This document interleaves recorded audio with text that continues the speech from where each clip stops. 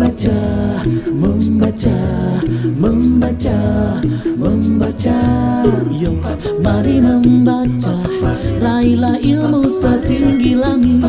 Rame-rame yo, mari membaca. Assalamualaikum warahmatullahi wabarakatuh. Bagaimana kabarnya teman-teman?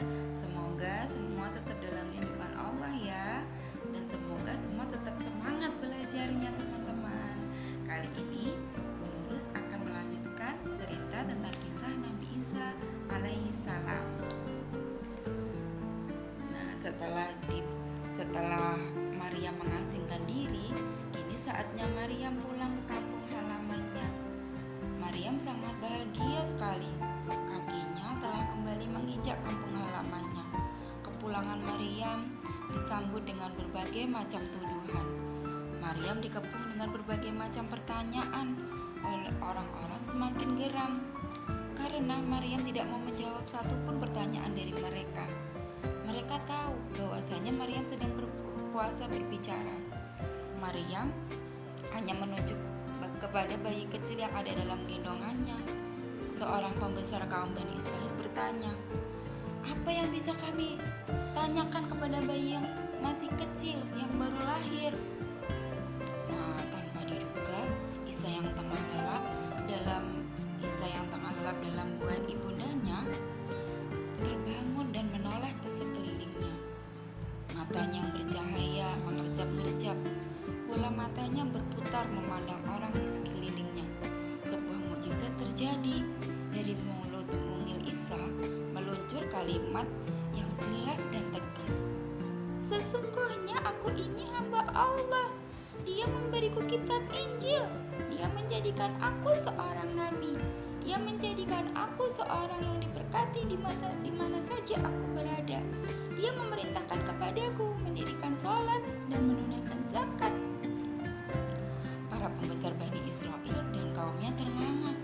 Mereka terkejut. Belum habis rasa terkejut mereka, Isa kembali berkata, "Aku berbakti kepada ibuku.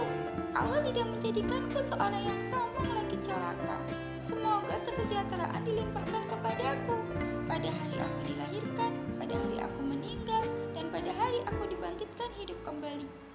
Wajah para pemuka agama dan pendeta Yahudi tampak pucat pasi. Mukjizat besar terlihat jelas di depan mereka. Isa dengan jelas menerangkan siapa dirinya. Isa juga telah membela ibundanya dari fitnah. Tapi keangkuhan dan kesombongan menutupi mereka.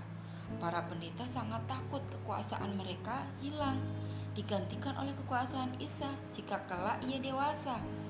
Para pendeta menyembunyikan kisah kelahiran Nabi Isa alaihissalam dan menyembunyikan mukjizat Isa yang dapat berbicara saat masih bayi. Namun, berita itu sampai juga ke telinga penguasa Persia saat itu. Raja Persia yang berkuasa saat itu terkenal sangat kejam. Ia memimpin rakyatnya dengan pedang. Semua orang harus tunduk dan patuh kepadanya. Raja Persia takut jika bayi ajaib yang bisa berbicara kelak banyak pengikutnya, kekuasaannya akan terancam.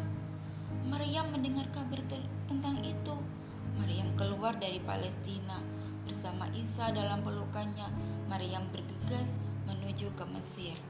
Setelah melalui perjalanan yang jauh, sampailah Maryam dan Isa di Mesir, negeri yang penuh dengan kemuliaan, kebaikan dan kekayaan budaya.